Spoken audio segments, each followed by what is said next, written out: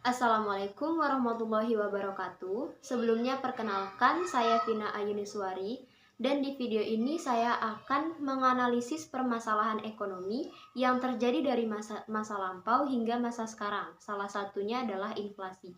Baik, langsung saja kita masuki ke pembahasannya.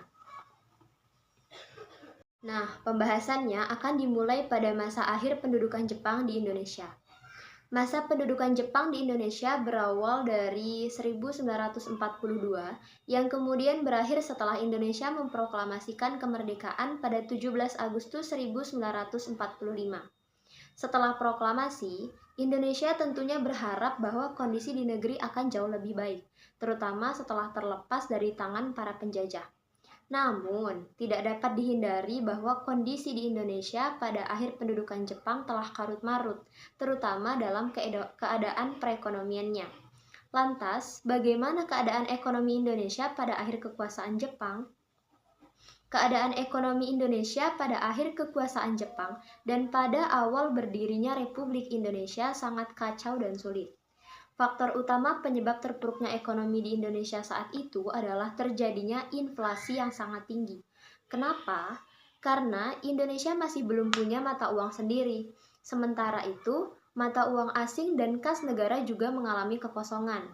Ada beberapa contoh inflasi yang pernah terjadi. Salah satunya adalah inflasi yang terjadi pada era demokrasi terpimpin.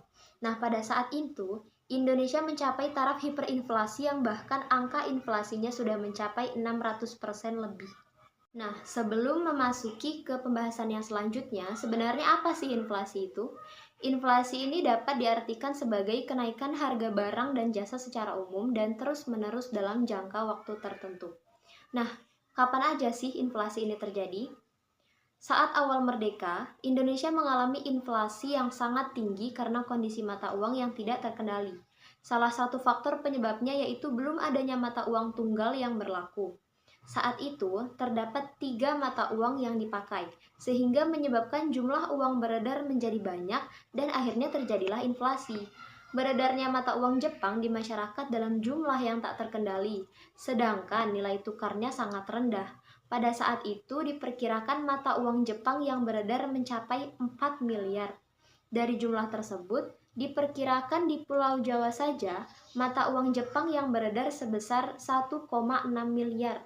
Sedangkan pemerintah Indonesia belum bisa melarang peredaran mata uang asing karena Indonesia belum memiliki mata uang sendiri. Nah, kemudian pemerintah Indonesia pada 1 Oktober 1945 menetapkan berlakunya mata uang bersama di wilayah Republik Indonesia, yaitu yang pertama uang De Javasche Bank, kemudian uang Hindia Belanda, dan uang Jepang. Dari De Javasche Bank atau DJB inilah sekutu mengeluarkan uang sebesar 2,3 miliar rupiah. Kelompok yang paling menderita akibat inflasi ini adalah petani. Kenapa petani? Karena pada masa pendudukan Jepang, petani adalah produsen yang paling dibutuhkan sekaligus yang paling banyak menyimpan mata uang Jepang. Mata uang tersebut meliputi uang De Javasche Bank peninggalan kolonial Belanda, uang kertas dan logam pemerintah Hindia Belanda, uang buatan Jepang yaitu De Japanese Jering, Dai Nippon emisi 1943, dan Dai Nippon Teikoku 1000 emisi 1943. Untuk menanggulangi masalah inflasi tersebut, ada beberapa kebijakan moneter yang diterapkan untuk menanggulangi krisis ini. Di antaranya dengan melakukan kegiatan diplomasi beras ke India dan membentuk planning board untuk penanganan inflasi. Selain itu, diterbitkan pula ORI atau Uang Republik Indonesia agar hanya ada satu mata uang resmi dan penetapan Kasimuplen sebagai upaya swasembada pangan. Dan kebijakan itulah yang dilakukan oleh pemerintah Indonesia pada saat itu. Nah, kemudian inflasi yang berikutnya terjadi pada tahun 2020 saat pandemi COVID-19. Adanya peraturan-peraturan seperti PSBB, WFH, dan yang lain sebagainya mengakibatkan penurunan ekonomi di Indonesia.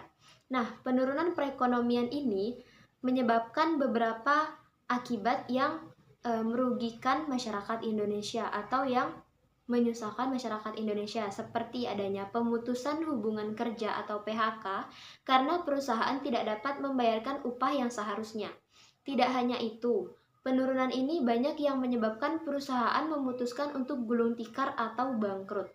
Sebetulnya, laju inflasi 2020 ini sebagian besar disebabkan karena makanan, minuman, hingga tembakau dengan andil sebesar 0,19%. Tidak hanya itu, tingkat inflasi dari sektor lainnya mencapai 3,63%. Lalu kelompok perawatan pribadi dan jasa lainnya memiliki andil terhadap keseluruhan inflasi sebesar 0,35% dengan tingkat inflasi sebesar 5,8%.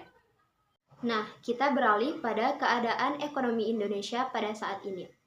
Dilansir dari Badan Riset dan Inovasi Nasional, pertumbuhan ekonomi Indonesia diproyeksikan pada tahun 2023 sebesar 4,9 sampai 5,2%, sedangkan angka inflasi sebesar 3,25 hingga 3,75%. Sementara nilai tukar rupiah terhadap USD diperkirakan berada di kisaran Rp15.676 hingga Rp15.877 USD. Hal itu merupakan hasil proyeksi dari kajian dari tim kajian Outlook Ekonomi di Organisasi Riset Tata Kelola Pemerintahan, Ekonomi dan Kesejahteraan Masyarakat. Pertumbuhan ekonomi Indonesia tahun 2023 diprediksi masih akan positif namun dengan sejumlah catatan. Nah, catatan tersebut secara umum yang perlu menjadi perhatian seperti adanya potensi inflasi yang tinggi, resesi di negara maju, dan harga minyak. Hal ini sebenarnya dipicu terjadinya perang Rusia-Ukraina yang menyebabkan kenaikan harga komoditas.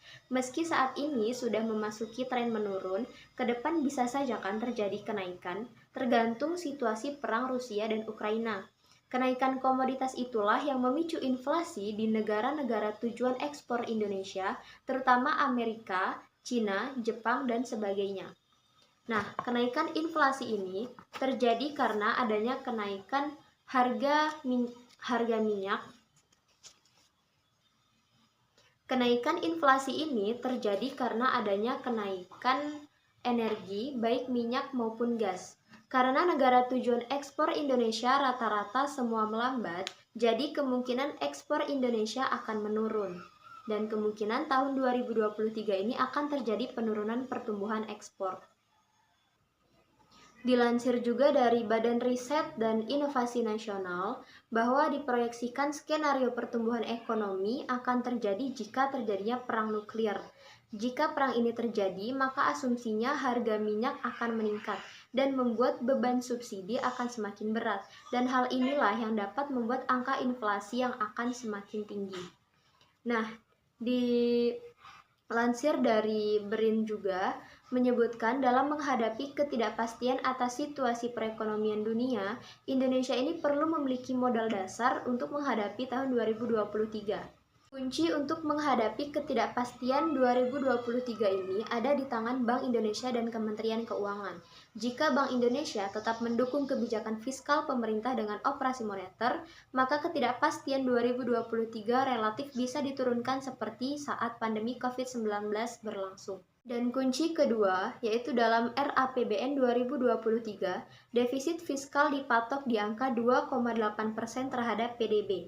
Ini adalah sinyal bahwa 2023 kebijakan fiskal masih akan kontrasiklus. Tetapi itu tidak cukup jika komposisi belanja tidak diprioritaskan pada penanganan pengangguran, sektor yang memiliki elastisitas pekerja yang tinggi. Nah, untuk mengatasi masalah inflasi di Indonesia ini ada beberapa kebijakan yang dilakukan oleh pemerintah dan masyarakat. Yang pertama yaitu bisa dilakukan oleh pemerintah, di mana yang pertama ialah menetapkan kebijakan fiskal, seperti menghemat pengeluaran pemerintah, menaikkan tarif pajak. Nah, kemudian yang kedua juga menetapkan kebijakan moneter. Kebijakan moneter ini seperti penetapan persediaan kas, kemudian kebijakan diskonto, dan operasi pasar terbuka. Dan pemerintah juga bisa menetapkan kebijakan lainnya seperti menambah jumlah barang di pasar dan menetapkan harga barang atas.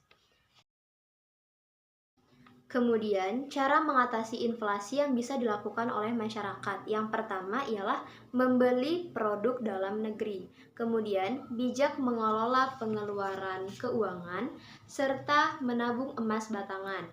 Nah, emas batangan ini terkenal sebagai salah satu cara menabung yang stabil menjaga nilai rupiah, di mana emas batangan ini bisa dibeli dan dijual sewaktu-waktu sesuai keinginan kita sendiri. Nah, baiklah, itulah tadi penjelasan mengenai masalah inflasi di Indonesia dari masa lalu hingga masa ini, yaitu di tahun 2023, serta perkembangannya, juga solusi yang dapat dilakukan oleh masyarakat dan pemerintah supaya masalah inflasi ini tidak terjadi dan agar Indonesia masih tetap berada pada kestabilan. Mungkin dari informasi yang sudah saya paparkan tadi masih kurang jelas atau kurang lengkap, mohon diberi tambahan dan sarannya. Dan saya mohon maaf apabila ada kesalahan dan kekurangan. Saya akhiri. Wabillahi taufik wal hidayah. Wassalamualaikum warahmatullahi wabarakatuh.